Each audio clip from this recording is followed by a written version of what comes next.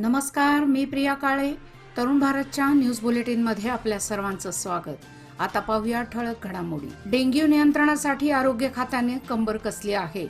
यासाठी जिल्हाधिकारी मोहम्मद रोशन यांनी केलेल्या सूचनेनुसार जिल्ह्यातील 3 तालुक्यातील 5 ठिकाणे हॉटस्पॉट म्हणून नोंद करण्यात आली आहेत.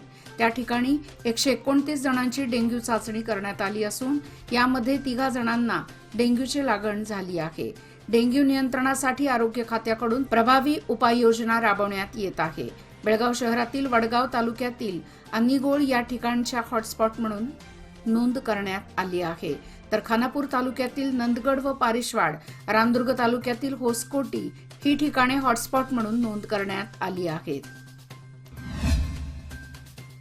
मुडा भ्रष्टाचार प्रकरणात मुख्यमंत्री सिद्धरामय्या यांनी आपल्या अधिकाराचा गैरवापर करून बेकायदेशीरपणे भूखंड घेतले आहेत.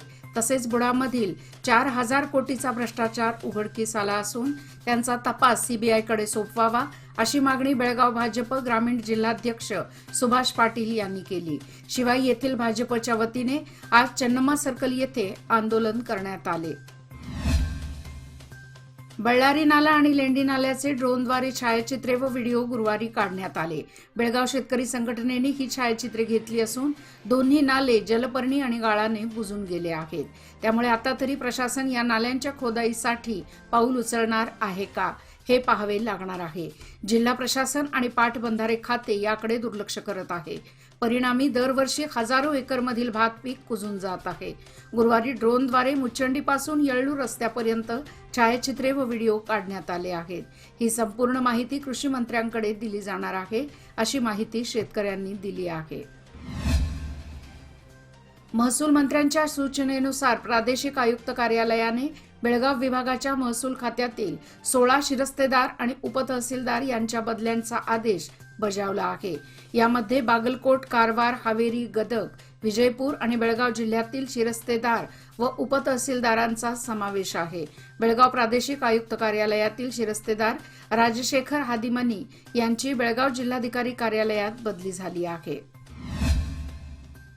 वडगाव येथील मंगाई मंदिरासमोर असलेल्या रस्त्यावर भिंत बांधण्यात आली होती.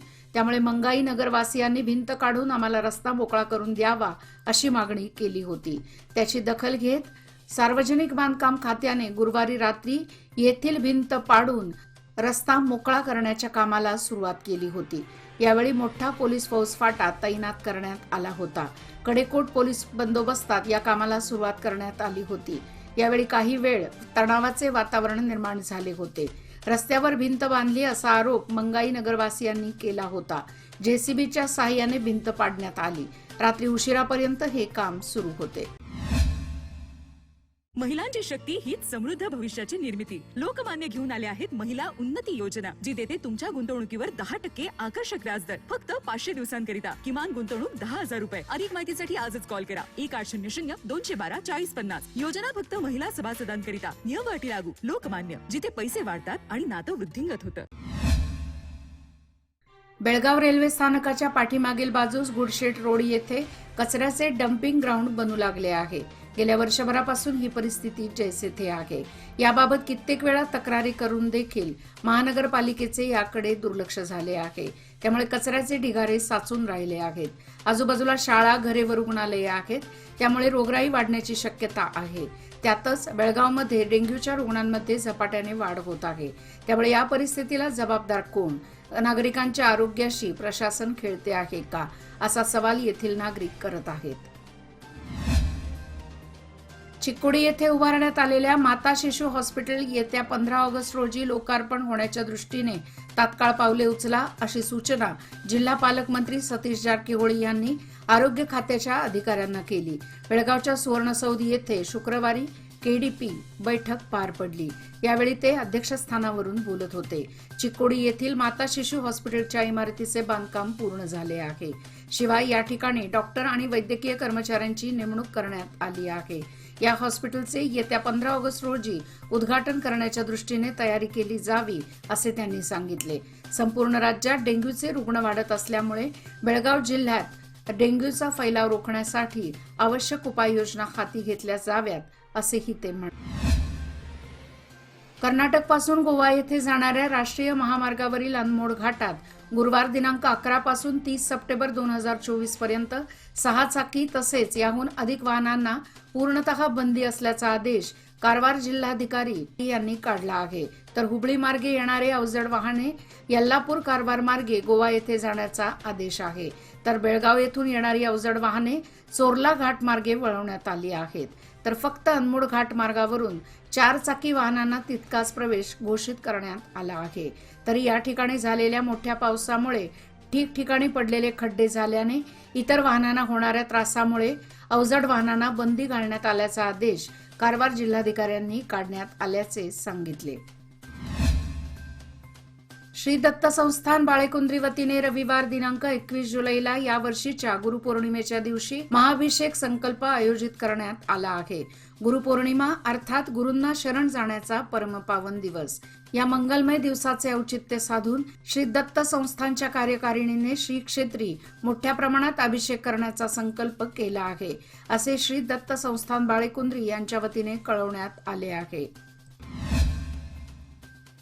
चिक्कोडी लोकसभा मतदारसंघातून खासदार म्हणून निवडून आल्यानंतर बेळगाव जिल्ह्याच्या पहिल्या केडीपी प्रगती आढावा बैठकीत सहभागी झाल्यानंतर जिल्हा पंचायत मुख्य कार्यकारी अधिकारी राहुल शिंदे यांनी आज चिक्कोडीच्या खासदार प्रियंका जारकीहोळी यांना पुष्पगुच्छ देऊन त्यांचा सत्कार केला.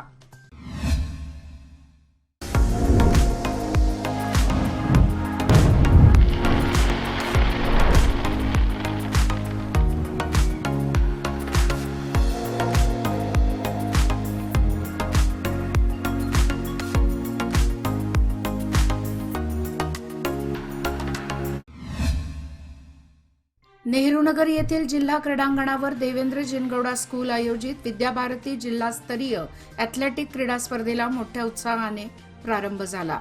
स्पर्धेच्या उद्घाटनाला प्रमुख पाहुणे म्हणून देवेंद्र जिनगौडा शाळेचे सचिव कुंती सागर, संत मीरा शाळेच्या मुख्याध्यापिका सुजाता दफ्तरदार, देवेंद्र जिनगौडा शाळेच्या मुख्याध्यापिका विजयलक्ष्मी पाटील व संत मीरा शाळेचे प्रशासक राघवेंद्र कुलकर्णी उपस्थित होते. जून महिन्यात खानापूर मारुतीनगर येथील सैन्य दलात सेवा बजावत असलेले बसवंत वैजू निलस्कर यांच्या घराचा दरवाजा तोडून 10 तोळे सोने व 20 तोळे चांदी व 5,000 रोख रक्कम चोरल्याची घटना घडली होती. या चोरीत सहभागी असलेल्या चोरांना हुबळी पोलिसांनी दुसऱ्या चोरी प्रकरणी पकडले होते. त्यामध्ये दीपक नागेंद्र मातंगी वय वर्ष 28 राहणार हलकर्णी तालुका खानापूर आणि शिवनागय्या मुत्तप्पा उमचगिरवट वय वर्ष 26 राहणार हुंचनट्टी तालुका बेळगाव अशी संशयितांची नावे आहेत. हुबळी पोलिसांनी अन्य चोरी प्रकरणात वरील दोघांना अटक केल्यानंतर खानापूर शहर परिसरात अनेक ठिकाणी चोरी केल्याचे त्यांनी कबूल केले आहे.